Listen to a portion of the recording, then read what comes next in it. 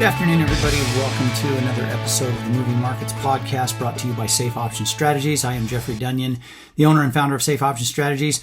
We're going to talk a little bit about what's going on for the rest of this week. The markets were kind of blah, blah today. Never traded really to the upside, but then sold off a little bit at the end of the day.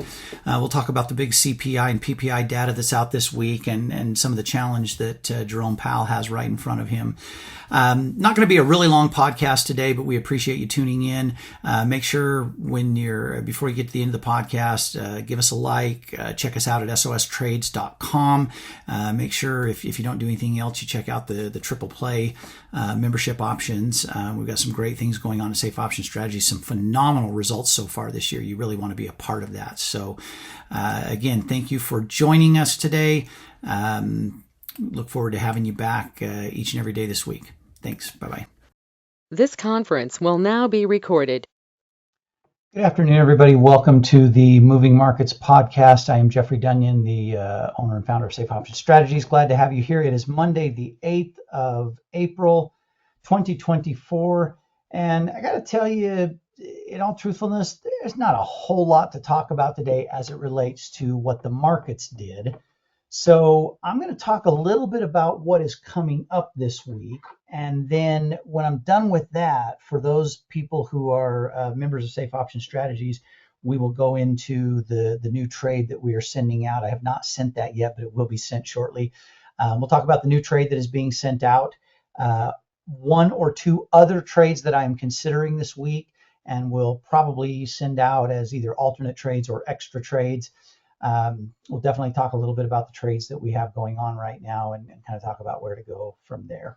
So let's start out by talking a little bit about what happened today, but more importantly, what's coming up the rest of this week. So as you can see, the Dow Jones Industrial Average, the S&P 500, they both finished really slightly in negative territory, and the NASDAQ finished barely in positive territory. It is safe to say for all three of these major indexes that today was a very flat day. Things started out kind of optimistic, started out a little bit to the upside with all three indexes trading up. But before we got to the end of the day, the Dow stayed in positive territory a good portion of the day.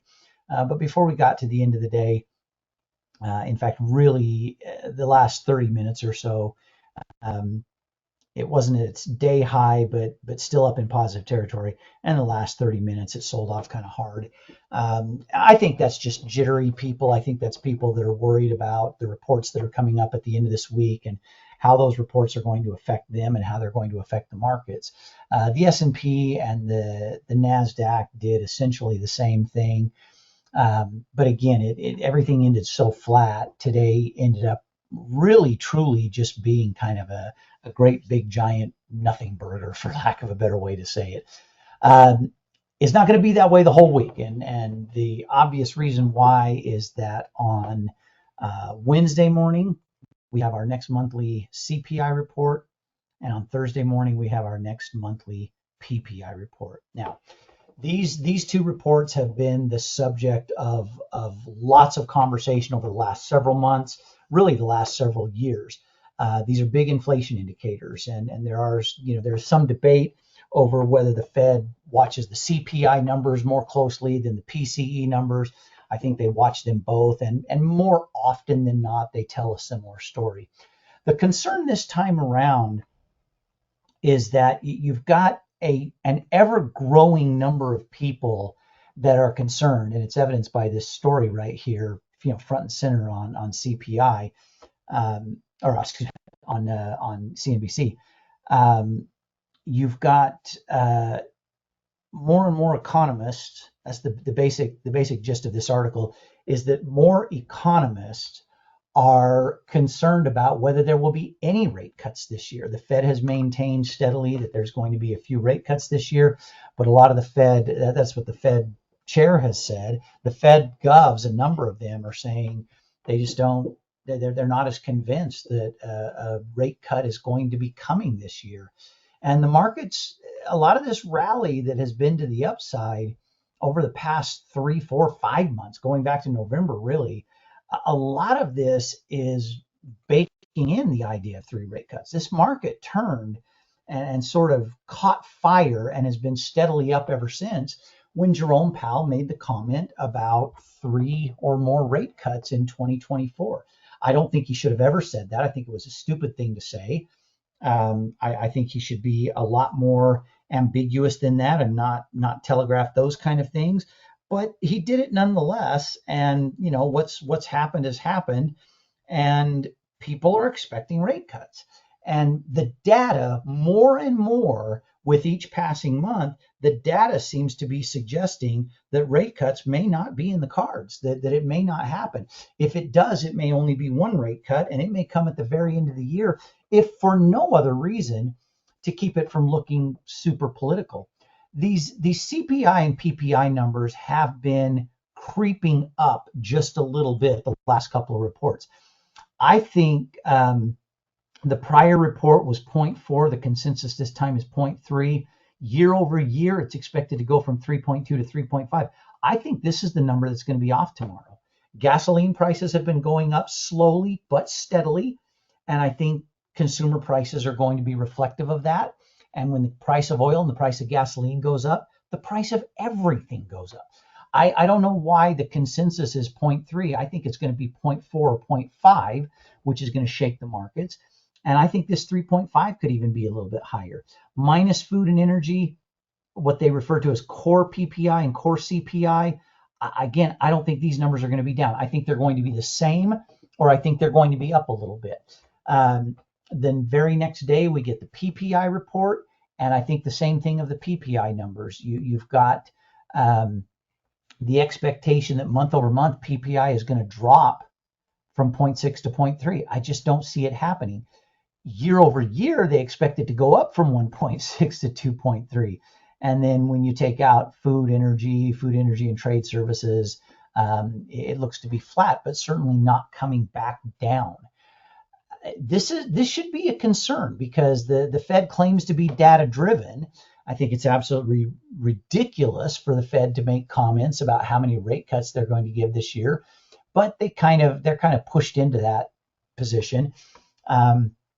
I've been saying for a number of weeks now that I think it would be healthy if the markets made a correction. This could be the beginning of a correction, a 7, 8, 10% pullback or correction over the course of the next 2 to 3 months would be a good thing and a very healthy thing for the market. Now, the counterpoint to everything that's going on with inflation data is that at the end of this week and more fully the beginning of next week, and even more so the week after that, you're right into the heart of earnings season. You've got the banks that start reporting at the end of this week and the first part of next week. Then it lulls a little bit, and a few big companies are reporting for the remainder of next week after the banks are mostly done by Tuesday. And then the week after that, you start getting Netflix, Tesla. Those are a couple of the big ones that are coming right up. UPS reports, I believe, that week. The week after that, you've got Microsoft, Google, Apple, NVIDIA comes a little while after that, but Meta. You've got some of those big, huge tech names that are going to report. And, you could have this scenario again where inflation data suggests that we should maybe be selling off, but strong earnings with those tech companies could keep the market afloat or possibly going up. I could see getting stuck in a range that just sort of melts down slowly and slightly. But I'm telling you right now, a 8 to 10% correction on this market would be a very healthy thing long term for the market. You mix in the geopolitical stuff that's going on, things do not seem to be getting better in the Middle East.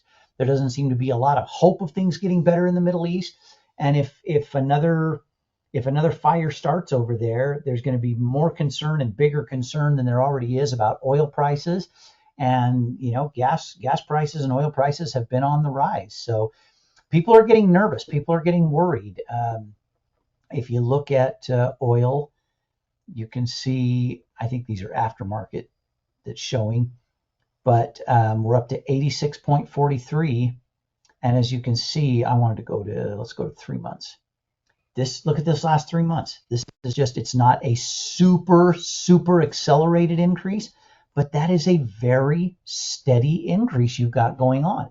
And I think it's going to continue to go up over the summer. And I think it's going to continue to go up because of demand and lack of supply. And I think that supply is going to be at least in jeopardy because of the turmoil and the trouble that you're having in the Middle East and the risk that puts into the oil market. So it has the potential of being a very tumultuous week and a very tumultuous month.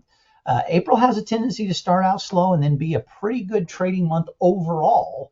And then you hear the old adage, sell in May and go away. So, we've got a couple of potentially rough months in front of us and some economic headwinds that could make it very difficult. So could be another boring day tomorrow, but I'll tell you, Wednesday, Thursday, and Friday this week are not going to be boring days in the market. So buckle up. I would stay very neutral in trades. And what I mean by that is non-directional. If you put on any new trades, they literally have to be a trade that can profit for you regardless of the direction the market moves and regardless of the direction that individual stock moves.